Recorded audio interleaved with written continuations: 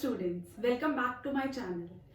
आज इस वीडियो में हम कंटिन्यू करने वाले हैं US hegemony in world politics को। अभी तक हमने पढ़ा था कि हेजेमनी क्या है, यूएस ने किस तरीके से ऑपरेशंस कैरी आउट किए, चाहे वो इराक और कुवैत में हो, चाहे वो ऑपरेशन इराकी फ्रीडम हो, चाहे वो 9/11 के दौरान हो, operation enduring freedom, desert storm या इनफाइनाइट रीच हो। अभी तक हम पढ़ते आ रहे हैं कि किस तरीके से यूएस ने अपनी डोमिनेंस को ऑल ओवर द वर्ल्ड दिखाया है। अब यहाँ हम बात करेंगे कि यूएस की हेजेमनी किस हद तक स्प्रेड थी और क्या उसका एरिया ऑफ फंक्शनिंग था। लेकिन उससे पहले यूएस के कॉन्टेक्स्ट में हमें हेजेमनी के मतलब को समझना होगा कि हेजेमनी का मतलब क्या है। हेजेमनी जो है वो हमने देखा कि वो डोमिनेंस के बारे में बात करता है, लीडरशिप के बारे में बात करता है। यही टर्म्स हमने अपनी फर्स्ट वीडियो में डिस्कस किए थे, इसके पार्ट 1 में। अगर आपने वो नहीं देखी तो उसे जरूर देख लें और इसके पार्ट 2 को भी जरूर देख लें, तभी आप इस पार्ट 3 को अच्छे से समझ पाएंगे। हमने पढ़ा था कि लीडरशिप, डोमिनेंस, ये सभी हेजेमनी के सिनोनिम्स हैं। लेकिन जब हम यूएस के कॉन्टेक्स्ट में लीडरशिप और डोमिनेंस को पढ़ते हैं तो क्या मतलब है इस लीडरशिप का, कहाँ पे लीडरशिप, कहाँ पे डोमिनेंस। तो वहां पर बात आती है 3 डेफिनेट एरियाज की। पहला है मिलिट्री, दूसरा है इकोनॉमी और तीसरा है कल्चर। तीनों में ही यूएस की डोमिनेंस देखी जा रही है। वैसे तो अगर मैं आपको लेमैन लैंग्वेज में समझाऊं तो भी आप बहुत आराम से समझ सकते हैं कि मिलिट्री पावर भी जो है वो यूएस की ऑल ओवर दी वर्ल्ड बहुत ज़्यादा है, इकोनॉमी भी डेवलप्ड है और कल्चर वाइज भी हम सभी वेस्टर्न हो चुके हैं। अगर लेमैन लैंग्वेज में बात करें तो भी हम हेजेमनी को समझ सकते हैं। बट एनसीईआरटी कुछ कॉन्क्रीट पॉइंट्स के थ्रू इस हेजेमनी को समझाने की कोशिश करती है, उसी को हम इस वीडियो में एड्रेस करने वाले हैं। पहले हम बात करेंगे हेजेमनी एज हार्ड पावर के बारे में। हार्ड पावर का दूसरा मतलब होता है मिलिट्री पावर। जैसे कि हमने पढ़ा था क्लिंटन ईयर्स में कि वो सॉफ्ट पॉलिटिक्स पे ध्यान देते थे, बट एक बार जब यूएस एम्बेसीज पे बॉम्बिंग हुई थी तब उन्होंने हार्ड पॉलिटिक्स को भी अपनाया था। जब हमने वहां पर हार्ड पॉलिटिक्स की बात की तो हम इसी हार्ड पावर के बारे में बात कर रहे थे, मिलिट्री पावर के बारे में बात कर रहे थे। अब क्या है ये मिलिट्री पावर? जितने भी पॉलिटिकल साइंटिस्ट हैं वो यूएस की हार्ड पावर को 2 पार्ट्स में कैटेगराइज करते हैं।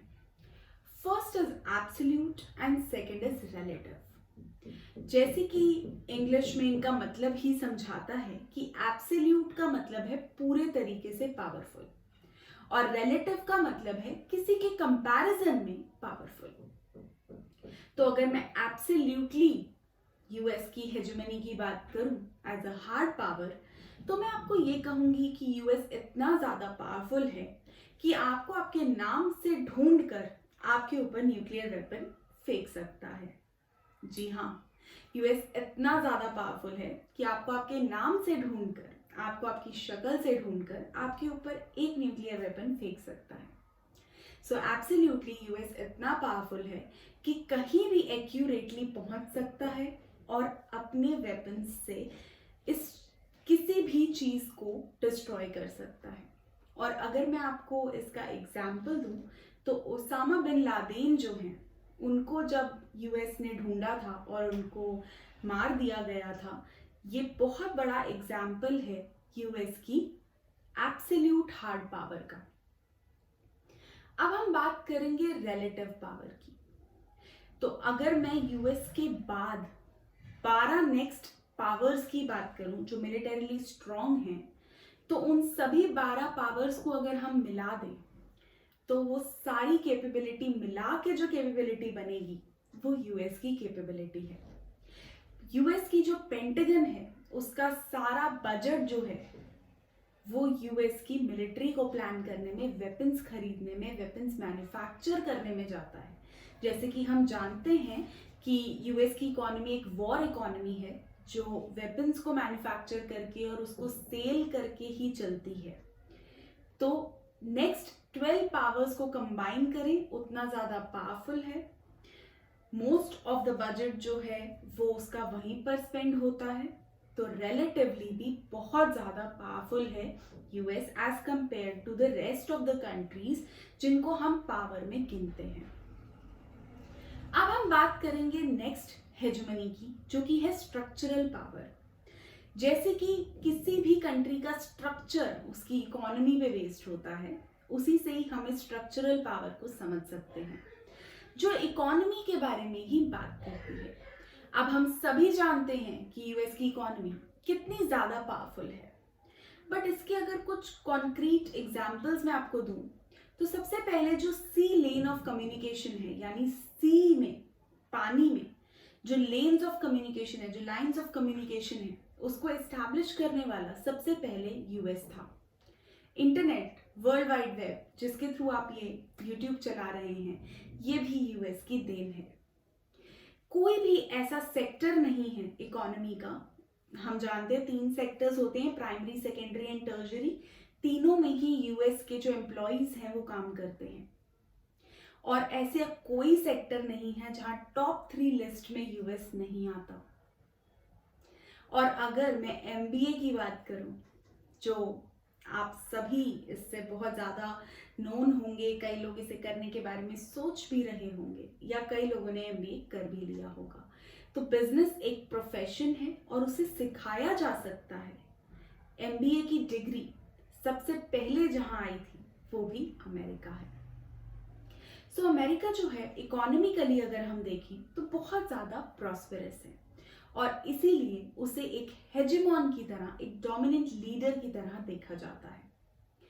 कल्चरल हेजेमनी मुझे आपको बिल्कुल भी समझाने की जरूरत नहीं है। जब भी आप मैकडॉनल्ड्स की तरफ देखते हैं, जब भी आप पिज्जा की तरफ देखते हैं, जब भी आप जीन्स को प्रायोरिटी देते हैं ओवर सूट या साड़ी, वहां पर आप कल्चरल डोमिनेंस के शिकार हो गए हैं, जो हम सब हो चुके हैं। तो यूएस की कल्चरल हेजेमनी जो है वो 2 टर्म्स में डिफाइन होती है। सबसे पहले कल्चरल होमोजेनाइजेशन, और उसके बाद कल्चरल हेट्रोजेनाइजेशन। कल्चरल होमोजेनाइजेशन का मतलब है, अब इसको मैं आपको समझाने के लिए आपको केमिस्ट्री की क्लास में वापस लेके जाऊंगी। होमोजीनियस हेट्रोजीनियस मिक्सचर हमने पढ़ा था। होमोजीनियस मिक्सचर जो इजीली मिक्स हो जाए, पानी में नमक, पानी में चीनी। हेट्रोजीनियस पानी में सैंड, जो मिक्स नहीं होता और अलग अलग दिखता है। बिल्कुल यही इसका मतलब है। कल्चरल होमोजेनाइजेशन का मतलब है कि जब सारे कल्चर्स आकर के एक ही कल्चर में मिल जाएं, जैसे कि वेस्टर्न कल्चर, सारे कल्चर्स जो हैं वो अल्टीमेटली आकर के एक वेस्टर्न कल्चर में मिक्स हो गए हैं, और वही एक डोमिनेंट कल्चर की तरह इमर्ज हो गया है all over the world. So that is cultural homogenisation. और कल्चरल हेट्रोजेनाइजेशन का मतलब है कि सारे कल्चर्स में भी आपका एक कल्चर जो है वो निकल करके बाहर आता है। अगेन वेस्टर्न डोमिनेंस हमें बिल्कुल बाहर निकल के आई हुई दिखती है। और अगर मैं इंडिया में कुछ खास बात के बारे में बोलूं तो मैं योगा की बात करूंगी, कि योगा को जिस तरीके से पूरे वर्ल्ड ने रिकॉग्नाइज किया है एज बहुत ज़्यादा important cheese for a healthy living, तो ये इंडिया का एक कंट्रीब्यूशन है टुवर्ड्स कल्चरल हेट्रोजेनाइजेशन। लेकिन अगर हम इस पूरे पैरामीटर को एनालिसिस की तरफ देखें तो हम देखेंगे कि वेस्टर्न डोमिनेंस जो है वो इस चीज पे बहुत ऊपर रहती है as compare to the non western world.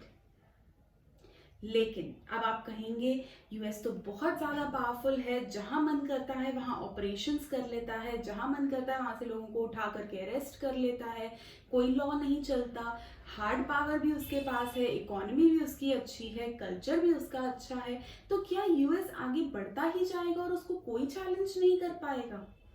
तो मैं आपको बताना चाहती हूँ कि यूएस की हेजेमनी को चैलेंज करने वाली 3 चीजें उसके अपने ही अंदर प्रेजेंट है।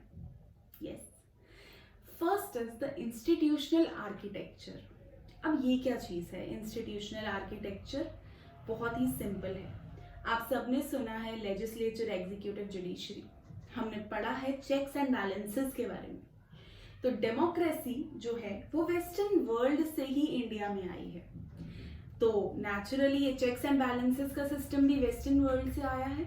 तो ये चेक्स एंड बैलेंसेस अमेरिका में भी प्रेजेंट है, जो उसे कोई भी रॉन्ग पॉलिसी डिसीजंस जो वर्ल्ड के लिए नुकसानदेह हो सकते हैं वो लेने से रोकता है। सेकेंड जो कंस्ट्रेंट है वो है मीडिया, सारी खबरें सबको दिखाने वाला और ऑल ओवर द वर्ल्ड सब कुछ बताने वाला। तभी तो जब ट्रंप के सपोर्टर्स ने व्हाइट हाउस को अटैक किया था तो इसे डेमोक्रेसी पे अटैक के रूप में देखा जा रहा था, मीडिया ने इसे बिल्कुल सामने दिखाया था। सो मीडिया भी एक कंस्ट्रेंट की तरह एक्ट करता है, और अभी जो ये रीसेंट इवेंट हुआ है ये बहुत बड़ा एग्जाम्पल है इसी चीज का। और जो थर्ड है वो है नेटो।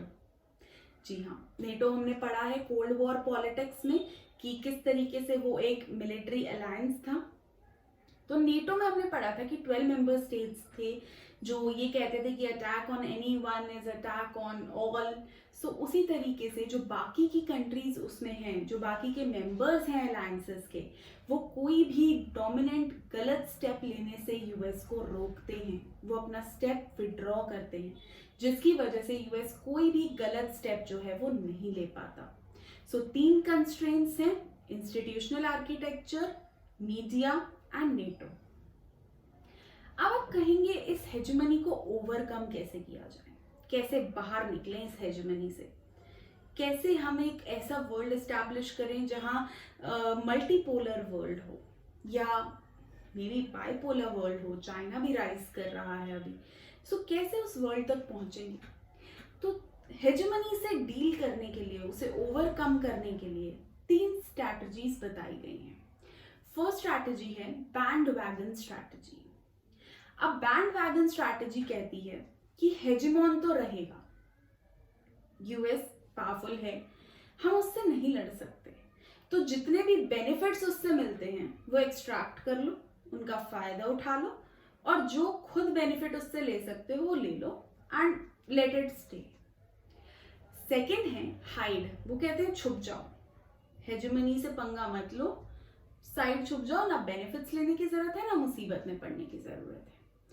एंड थर्ड जो है वो कहते हैं कि हमें रेजिस्ट करना है, हमें हेजेमनी से लड़ना है। जैसे चाइना की पॉलिसी चल रही है कि अमेरिका ही क्यों डोमिनेट करेगा, हम भी तो बहुत ज्यादा पावरफुल हैं, तो हम रेजिस्ट करेंगे।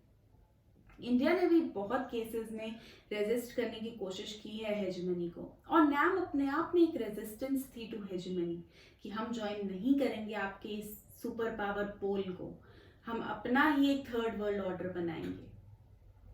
सो 3 वेज हैं ओवरकम करने के हेजेमनी को, बैंड वैगन, सारे बेनिफिट्स एक्सट्रैक्ट करो, हाइड, छुप जाओ, और थर्ड कि रेजिस्ट करो। अब आप कहेंगे इंडिया इससे कैसे डील कर रहा है? तो इंडिया जो है वो आजकल की एक करेंट टर्म चल रही है सिचुएशनशिप, बिल्कुल वैसे ही चल रहा है, जैसी सिचुएशन वैसे डील करेंगे।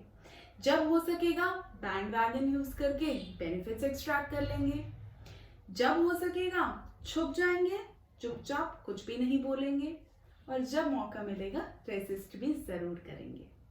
सो इंडिया ने इस सिचुएशन को अपने अकॉर्डिंग जो है मॉडरेट करना सीख लिया है। सो सबसे पहले हमने हेजेमनी यूएस की कैसे चल रही है ये पढ़ा आज की वीडियो में, hard power, structural, soft power पढ़ा, क्या कंस्ट्रेंट्स है यूएस हेजेमनी के जो उसके ही अपने स्ट्रक्चर में प्रेजेंट हैं वो पढ़ा, हेजेमनी को ओवरकम कैसे करें वो पढ़ा, और इंडिया इससे कैसे डील कर रहा है वो पढ़ा। चलिए आइए अब इसके कुछ नोट्स देख लेते हैं।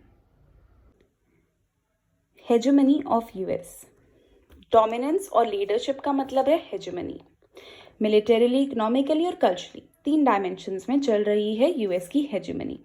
हार्ड पावर की बात करूं तो 2 में क्लासिफाइड है, एब्सोल्यूट और रिलेटिव। एब्सोल्यूट का मतलब है कि वो कहीं भी पहुंच सकता है बिल्कुल एक्यूरेटली, इसमें मैंने आपको ओसामा बिन लादेन का एग्जाम्पल दिया था। और रिलेटिव का मतलब है कि 12 पावर्स को कंबाइन करके भी कोई पावर उसकी कैपेबिलिटी को मैच नहीं कर सकती, और लार्ज पार्ट ऑफ बजट जो है वो अपना स्पेंड करता है मिलिट्री में। और क्वालिटेटिवली तो वहाँ के वेपन्स सबसे अच्छे हैं ही हैं।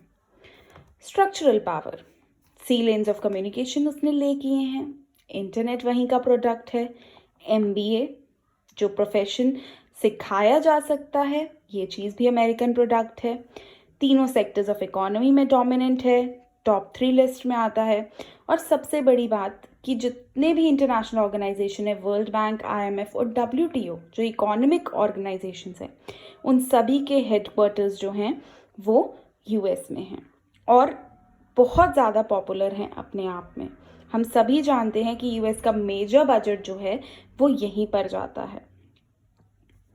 सॉफ्ट पावर की अगर मैं बात करूं तो इसमें होमोजेनाइजेशन और हेट्रोजेनाइजेशन आता है।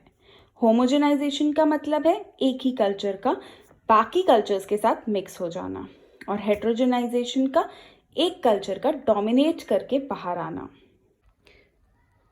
कंस्ट्रेंट्स ऑन हेजेमनी, 3 कंस्ट्रेंट्स हैं जो उसके अंदर ही प्रेजेंट हैं। Institutional architecture, legislature, executive and judiciary, उसका अपना मीडिया और नेटो। कैसे ओवरकम करेंगे?